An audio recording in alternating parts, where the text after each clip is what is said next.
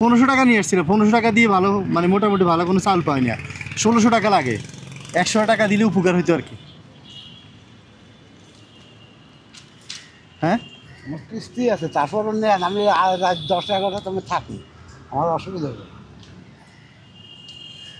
একটু এদিকে ফিরবেন, দেখি না তো। আমার ওই 10-11টা তুমি থাকি, মাগরিবের নামাজ পড়ি অনেক সময় যাইয়া, হ্যাঁ কিন্তু দরকারে আজকে একটু দেরি করবো, অসুবিধা নেই। আমার ওটা 100 টাকা তো আমরা অনেক সময় খরচা করি, তাহলে ওটা আবার দাবি থাকবে কি? আচ্ছা এছাড়া আমার কোনো দাবি নেই। তো আমি চাউলের বস্তাটা এদিক দিয়ে নিব, তো আপনার সাথে দেখা করে যাবো। আপনারা থাকেন? হ্যাঁ ইনশাল্লাহ। হ্যাঁ এই 10-15 মিনিট থাকেন, হ্যাঁ আসতেছি। হ্যাঁ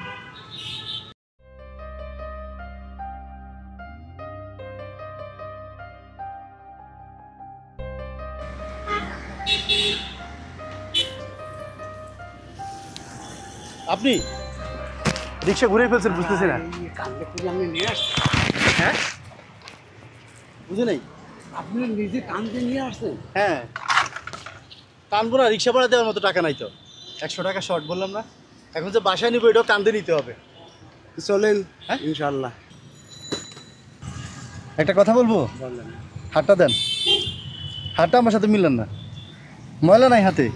আমাকে হাতে তো ময়লা। আপনার হাতে কিসের ময়লা? আপনার পরিশ্রমের হাত, সমস্যা নাই। চাউলটা আপনার, চাউলটা আপনার জন্যই কিনছি। আমি গ্রামে কিন্তু পেঁয়াজ গছ বুঝি না, আমার কি ভাবেন বা কি কন। পেঁয়াজগোছ কি আছে? আপনি ভালো মানুষ দেখি তো 100 টাকা দিচ্ছেন। আমরা চাচ্ছিলাম এমন একটা মানুষ যে এক বস্তা চাউলের জন্য 100 টাকা সাহায্য করলে ওনাকে এটা দিয়ে দিব। আমরা পেয়ে গেছি, অনেকজনের কাছে খুঁজছি কিন্তু কেউ দেয় নাই। আমার খুশি লাগবে। ঠিক আছে ঠিক আছে, আলহামদুলিল্লাহ। হ্যাঁ আচ্ছা, দোয়া করি না। যান। আমি যাবো। হ্যাঁ ইনশাল্লাহ, কেন যাবেন না? আপনার এখনো বিশেষ হয় না? হ্যাঁ, বিশ্বাস তো অবশ্যই হয়েছে, তারপরে আপনাকে অর্ডার নিয়ে গেলাম।